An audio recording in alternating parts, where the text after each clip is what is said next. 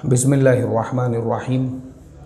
ये ईमेल अंसार अहमद साहब, इनका सवाल ये है कि मैं वेस्ट बंगाल से हूँ और मेरा सवाल ये है कि अमेज़ॉन की फ्रेंचाइज़ी ले सकते हैं या नहीं ले सकते हैं, क्योंकि हमको पता नहीं है वो लोग क्या डिलीवरी कर रहे हैं और क्या नहीं कर रहे हैं।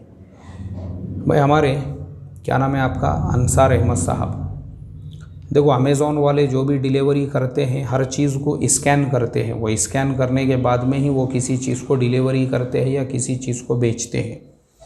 रहा फ्रेंचाइज़ी लेने का मसला, तो फ्रेंचाइज़ी आप बिल्कुल ले सकते हैं, क्योंकि आप जो है कॉमनली वो एक दुकान है, वो जो एक डिलीवरी जो है करने वाली एक शॉप है, आप उनकी फ्रेंचाइज़ी ले रहे हो कि भाई आपके जो भी बॉक्स होंगे। उसकी मिसाल ऐसी ही है जैसे मिसाल के तौर पर एक आदमी कुरियर की फ्रेंचाइज़ी ले।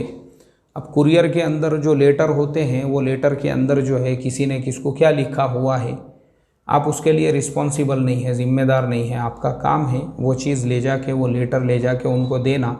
उसमें बहुत सारे जो है कोर्ट के वो भी होते हैं, कोर्ट के जो है नोटिस भी होते हैं, किसी को तलाक़ का नोटिस होता है। तो अब आप उसमें तलाक़ का ज़रिया बन रहे हो। अगर आप ये सोचकर फ्रेंचाइज़ी नहीं लेंगे तो फिर उसके बाद में दूसरे बहुत सारे लोग जिनके मनी आर्डर भी होंगे, जिनके जो है दूसरे कामों के लेटर भी होंगे, वो भी देने से आप रह जाओगे। तो सेम अमेज़ॉन के डिलीवरी का भी मसला ऐसा ही है।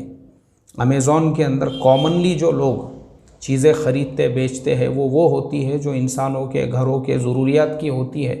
तो बिल्कुल आप अमेज़ॉन की डिलीवरी की फ्रेंचाइज़ी लेते हैं। और मैं तो समझता हूँ आज के ज़माने में मुसलमानों ने ये नए नए जो बिज़नेसेस आए हुए हैं, अपॉर्चुनिटीज़, भरपूर इनसे फ़ायदा हासिल करना चाहिए। अल्लाह हम तमाम को अमल की तौफ़ीक़ अता फ़रमाए। अस्सलामु अलैकुम व रहमतुल्लाहि व बरकातुहू।